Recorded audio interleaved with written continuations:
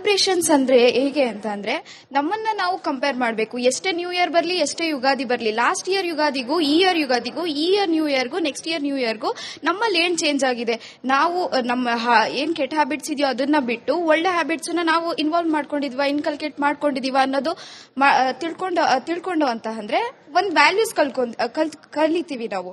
ಆ ವ್ಯಾಲ್ಯೂಸ್ ಇಂದನೇ ನಮ್ಗೆ ಒಂದು ಹೊಸ ವರ್ಷ ಅಂತ ಗೊತ್ತಾಗೋದು. So we have to celebrate every day, live every moment ಅನ್ನೋ ಕಾನ್ಸೆಪ್ಟ್ ನಾವು ತಲೆಯಲ್ಲಿ ಇಟ್ಕೊಂಡು ಅಂತಂದ್ರೆ every year will be a new year, every day will be a Yugadi ಅಂತ ಹೇಳಕ್ಕೆ.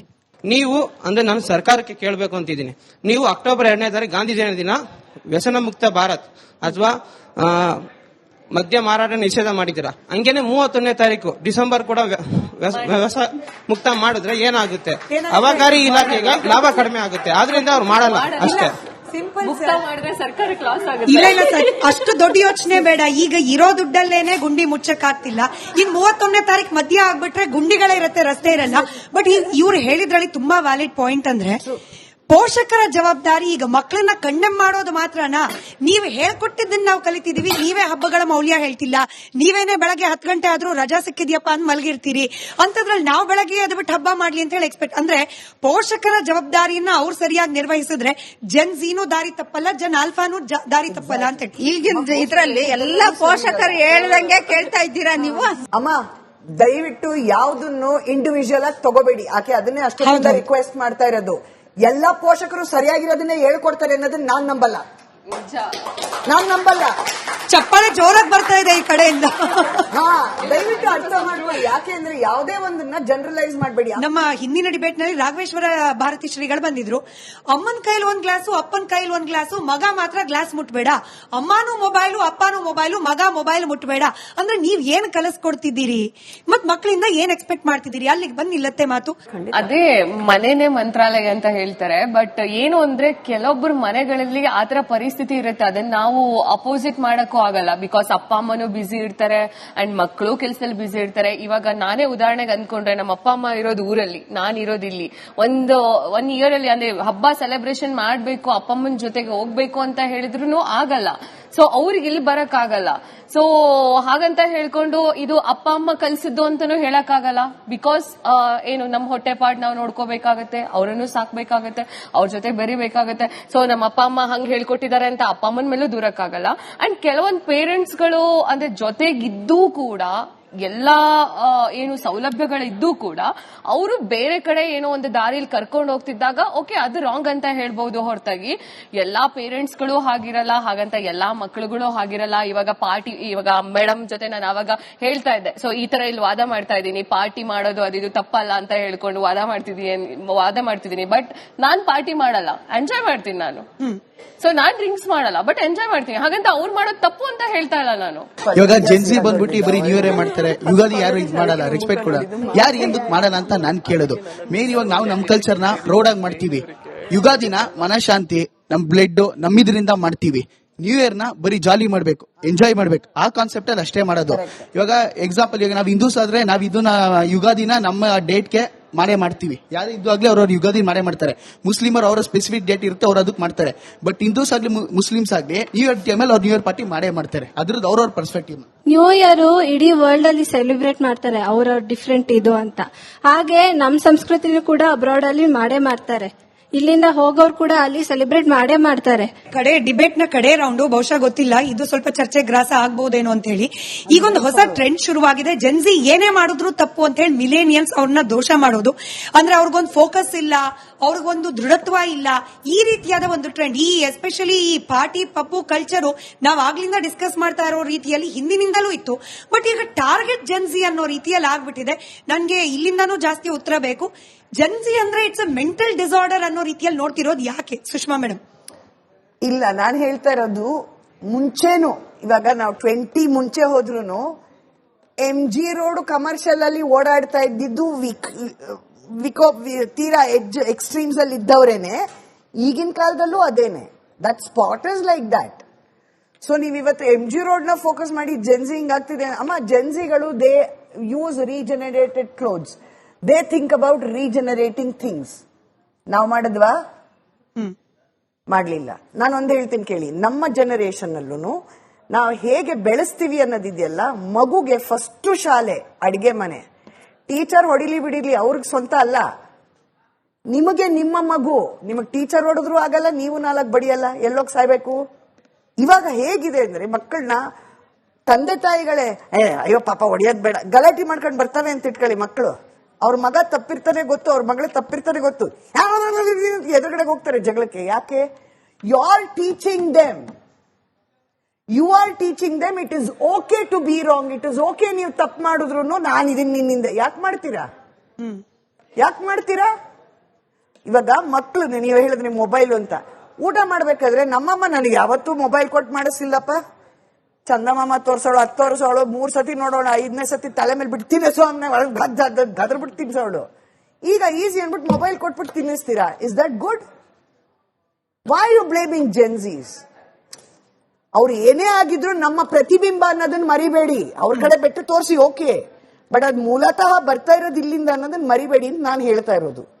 ಬಟ್ ಇದೊಂದು ಟ್ರೆಂಡ್ ಇದೆ ಅಲ್ಲ ಪ್ರಥಮ ಅವರೇ, ಅಂದ್ರೆ ಸ್ಕೂಲ್ ಎಕ್ಸಾಮ್ ಸೆಲೆಬ್ರೇಷನ್ಸ್ ಅಂದ್ರೆ ಹೇಗೆ ಅಂದ್ರೆ ನಮ್ಮನ್ನ ನಾವು ಕಂಪೇರ್ ಮಾಡಬೇಕು. ಎಷ್ಟೇ ನ್ಯೂ ಇಯರ್ ಬರ್ಲಿ, ಎಷ್ಟೇ ಯುಗಾದಿ ಬರ್ಲಿ, ಲಾಸ್ಟ್ ಇಯರ್ ಯುಗಾದಿಗೂ ಈ ಇಯರ್ ಯುಗಾದಿಗೂ, ಈ ಇಯರ್ ನ್ಯೂ ಇಯರ್ಗೂ, ನೆಕ್ಸ್ಟ್ ಇಯರ್ ನ್ಯೂ ಇಯರ್ಗೂ ನಮ್ಮಲ್ಲಿ ಏನ್ ಚೇಂಜ್ ಆಗಿದೆ.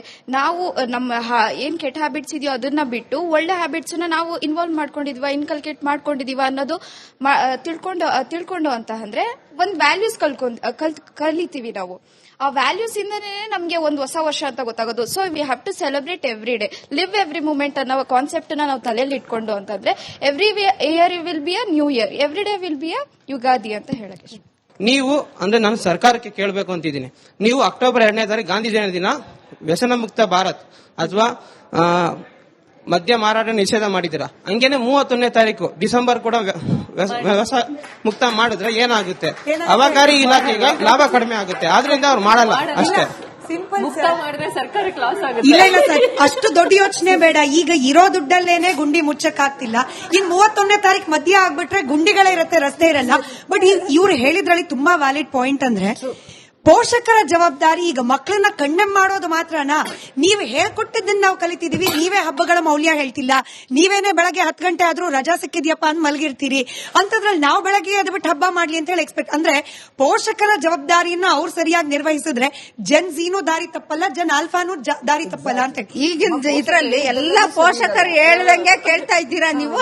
ಅಮ್ಮ ದಯವಿಟ್ಟು ಯಾವ್ದನ್ನು ಇಂಡಿವಿಜುವಲ್ ಆಗಿ ತಗೋಬೇಡಿ. ಆಕೆ ಅದನ್ನೇ ಅಷ್ಟೊಂದು ರಿಕ್ವೆಸ್ಟ್ ಮಾಡ್ತಾ ಇರೋದು.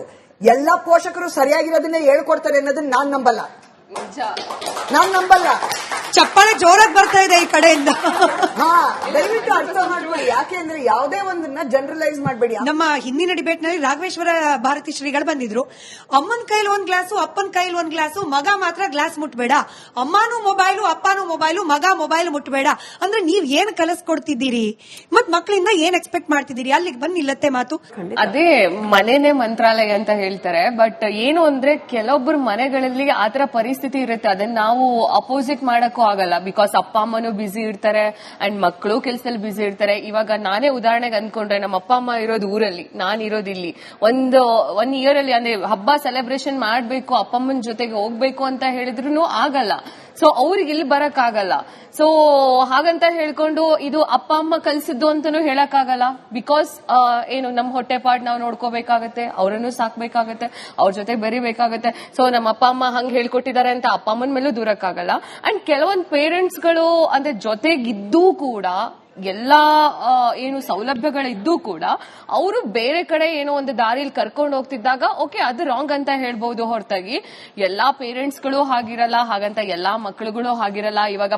ಇವಾಗ ಮೇಡಮ್ ಜೊತೆ ನಾನು ಅವಾಗ ಹೇಳ್ತಾ ಇದ್ದೆ, ಸೊ ಈ ತರ ಇಲ್ಲಿ ವಾದ ಮಾಡ್ತಾ ಇದ್ದೀನಿ, ಪಾರ್ಟಿ ಮಾಡೋದು ಅದಿದು ತಪ್ಪಲ್ಲ ಅಂತ ಹೇಳ್ಕೊಂಡು ವಾದ ಮಾಡ್ತಿದ್ದೀನಿ. ಬಟ್ ನಾನ್ ಪಾರ್ಟಿ ಮಾಡಲ್ಲ, ಎಂಜಾಯ್ ಮಾಡ್ತೀನಿ ನಾನು. ಸೊ ನಾನ್ ಡ್ರಿಂಕ್ಸ್ ಮಾಡಲ್ಲ, ಬಟ್ ಎಂಜಾಯ್ ಮಾಡ್ತೀನಿ. ಹಾಗಂತ ಅವ್ರು ಮಾಡೋದು ತಪ್ಪು ಅಂತ ಹೇಳ್ತಾ ಇಲ್ಲ ನಾನು.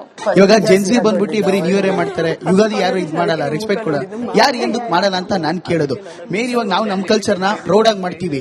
ಯುಗಾದಿನ ಮನಶಾಂತಿ, ನಮ್ ಬ್ಲಡ್ ನಮ್ಮಿದ್ರಿಂದ ಮಾಡ್ತೀವಿ. ನ್ಯೂ ಇಯರ್ ನ ಬರೀ ಜಾಲಿ ಮಾಡ್ಬೇಕು, ಎಂಜಾಯ್ ಮಾಡ್ಬೇಕು, ಆ ಕಾನ್ಸೆಪ್ಟ್ ಅಲ್ಲಿ ಅಷ್ಟೇ ಮಾಡೋದು. ಇವಾಗ ಎಕ್ಸಾಂಪಲ್, ಇವಾಗ ನಾವ್ ಹಿಂದೂಸ್ ಆದ್ರೆ ನಾವ್ ಇದನ್ನ ಯುಗಾದಿನ ನಮ್ಮ ಡೇಟ್ಗೆ ಮಾಡೇ ಮಾಡ್ತೀವಿ. ಯಾರು ಇದ್ದು ಆಗ್ಲಿ ಅವ್ರವ್ರ ಯುಗಾದಿ ಮಾಡೇ ಮಾಡ್ತಾರೆ. ಮುಸ್ಲಿಮರು ಅವರ ಸ್ಪೆಸಿಫಿಕ್ ಡೇಟ್ ಇರುತ್ತೆ, ಅವ್ರು ಅದಕ್ಕೆ ಮಾಡ್ತಾರೆ. ಬಟ್ ಹಿಂದೂಸ್ ಆಗ್ಲಿ ಮುಸ್ಲಿಮ್ಸ್ ಆಗ್ಲಿ ನ್ಯೂ ಇಯರ್ ಟೈಮಲ್ಲಿ ಅವ್ರು ನ್ಯೂ ಇಯರ್ ಪಾರ್ಟಿ ಮಾಡೇ ಮಾಡ್ತಾರೆ. ಅದ್ರದ್ದು ಅವ್ರವ್ರ ಪರ್ಸ್ಪೆಕ್ಟಿವ್. ನ್ಯೂ ಇಯರ್ ಇಡೀ ವರ್ಲ್ಡ್ ಅಲ್ಲಿ ಸೆಲೆಬ್ರೇಟ್ ಮಾಡ್ತಾರೆ ಅವ್ರವ್ರ ಡಿಫ್ರೆಂಟ್ ಇದು ಅಂತ. ಹಾಗೆ ನಮ್ ಸಂಸ್ಕೃತಿನೂ ಕೂಡ ಅಬ್ರಾಡ್ ಅಲ್ಲಿ ಮಾಡೇ ಮಾಡ್ತಾರೆ. ಇಲ್ಲಿಂದ ಹೋಗೋರು ಕೂಡ ಅಲ್ಲಿ ಸೆಲೆಬ್ರೇಟ್ ಮಾಡೇ ಮಾಡ್ತಾರೆ. ಕಡೆ ಡಿಬೇಟ್ ನ ಕಡೆ ರೌಂಡು ಬಹುಶಃ ಗೊತ್ತಿಲ್ಲ, ಇದು ಸ್ವಲ್ಪ ಚರ್ಚೆ ಗ್ರಾಸ ಆಗ್ಬಹುದೇನೋ ಅಂತ ಹೇಳಿ. ಈಗೊಂದು ಹೊಸ ಟ್ರೆಂಡ್ ಶುರುವಾಗಿದೆ. ಜೆನ್ಸಿ ಏನೇ ಮಾಡಿದ್ರು ತಪ್ಪು ಅಂತ ಹೇಳಿ ಮಿಲೇನಿಯಲ್ಸ್ ಅವ್ರನ್ನ ದೋಷ ಮಾಡೋದು. ಅಂದ್ರೆ ಅವ್ರಿಗೊಂದು ಫೋಕಸ್ ಇಲ್ಲ, ಅವ್ರಿಗೊಂದು ದೃಢತ್ವ ಇಲ್ಲ, ಈ ರೀತಿಯಾದ ಒಂದು ಟ್ರೆಂಡ್. ಈ ಎಸ್ಪೆಷಲಿ ಈ ಪಾರ್ಟಿ ಪಪ್ಪು ಕಲ್ಚರು ನಾವ್ ಆಗ್ಲಿಂದ ಡಿಸ್ಕಸ್ ಮಾಡ್ತಾ ಇರೋ ರೀತಿಯಲ್ಲಿ ಹಿಂದಿನಿಂದಲೂ ಇತ್ತು. ಬಟ್ ಈಗ ಟಾರ್ಗೆಟ್ ಜೆನ್ಸಿ ಅನ್ನೋ ರೀತಿಯಲ್ಲಿ ಆಗ್ಬಿಟ್ಟಿದೆ. ನನ್ಗೆ ಇಲ್ಲಿಂದಾನು ಜಾಸ್ತಿ ಉತ್ತರ ಬೇಕು. ಜೆನ್ಸಿ ಅಂದ್ರೆ ಇಟ್ಸ್ ಅ ಮೆಂಟಲ್ ಡಿಸಾರ್ಡರ್ ಅನ್ನೋ ರೀತಿಯಲ್ಲಿ ನೋಡ್ತಿರೋದು ಯಾಕೆ ಸುಷ್ಮಾ ಮೇಡಮ್? ಇಲ್ಲ, ನಾನು ಹೇಳ್ತಾ ಇರೋದು ಮುಂಚೆನು, ಇವಾಗ ನಾವು 20 ಮುಂಚೆ ಹೋದ್ರು MG ರೋಡ್ ಕಮರ್ಷಿಯಲ್ ಅಲ್ಲಿ ಓಡಾಡ್ತಾ ಇದ್ದಿದ್ದು ತೀರಾ ಎಕ್ಸ್ಟ್ರೀಮ್ಸ್ ಅಲ್ಲಿ ಇದ್ದವರೇನೆ ಈಗಿನ ಕಾಲದಲ್ಲೂ ಅದೇನೆ. That spot is like that. So ನೀವ್ ಇವತ್ತು MG ರೋಡ್ ನ ಫೋಕಸ್ ಮಾಡಿ ಜೆನ್ಸಿ ಹಿಂಗಾಗ್ತಿದೆ. ಅಮ್ಮ, ಜೆನ್ಸಿಗಳು they use regenerated clothes. They think about regenerating things. ನಾವು ಮಾಡಿದ್ವಾ? ಮಾಡ್ಲಿಲ್ಲ. ನಾನೊಂದು ಹೇಳ್ತೀನಿ ಕೇಳಿ, ನಮ್ಮ ಜನರೇಷನ್ ಅಲ್ಲೂ ನಾವು ಹೇಗೆ ಬೆಳೆಸ್ತೀವಿ ಅನ್ನೋದಿದೆಯಲ್ಲ, ಮಗುಗೆ ಫಸ್ಟ್ ಶಾಲೆ ಅಡಿಗೆ ಮನೆ. ಟೀಚರ್ ಹೊಡಿಲಿ ಬಿಡಿಲಿ ಅವ್ರಿಗೆ ಸ್ವಂತ ಅಲ್ಲ, ನಿಮಗೆ ನಿಮ್ಮ ಮಗು. ನಿಮಗ್ ಟೀಚರ್ ಹೊಡೆದ್ರು ಆಗಲ್ಲ, ನೀವು 4 ಬಡಿಯಲ್ಲ, ಎಲ್ಲೋಗ್ ಸಾಯ್ಬೇಕು. ಇವಾಗ ಹೇಗಿದೆ ಅಂದ್ರೆ ಮಕ್ಕಳನ್ನ ತಂದೆ ತಾಯಿಗಳೇ ಅಯ್ಯೋ ಪಾಪ ಹೊಡಿಯೋದ್ ಬೇಡ, ಗಲಾಟೆ ಮಾಡ್ಕೊಂಡು ಬರ್ತವೆ ಅಂತ ಇಟ್ಕೊಳ್ಳಿ ಮಕ್ಕಳು. ಅವ್ರ ಮಗ ತಪ್ಪಿರ್ತಾನೆ ಗೊತ್ತು, ಅವ್ರ ಮಗಳ ತಪ್ಪಿರ್ತಾನೆ ಗೊತ್ತು, ಎದುರುಗಡೆ ಹೋಗ್ತಾರೆ ಜಗಳಕ್ಕೆ. ಯಾಕೆ? You are teaching them, it is okay to be wrong, it is okay ನೀವು ತಪ್ಪು ಮಾಡಿದ್ರು ನಾನು ಇದನ್ನ ನಿನ್ನಿಂದ. ಯಾಕೆ ಮಾಡ್ತೀರಾ? ಇವಾಗ ಮಕ್ಕಳು, ನೀವು ಹೇಳಿದ್ರಿ ಮೊಬೈಲ್ ಅಂತ, ಊಟ ಮಾಡ್ಬೇಕಾದ್ರೆ ನಮ್ಮಮ್ಮ ನನಗೆ ಯಾವತ್ತೂ ಮೊಬೈಲ್ ಕೊಟ್ಟು ಮಾಡಿಸಿಲ್ಲಪ್ಪ. ಚಂದಮಾಮ ತೋರ್ಸೋಳು, 10 ತೋರ್ಸೋಳು, 3 ಸತಿ ನೋಡೋಣ, 5ನೇ ಸತಿ ತಲೆ ಮೇಲೆ ಬಿಟ್ಟು ತಿನ್ನಿಸೋ, ಗದ್ರ ಬಿಟ್ಟು ತಿನ್ಸೋಳು.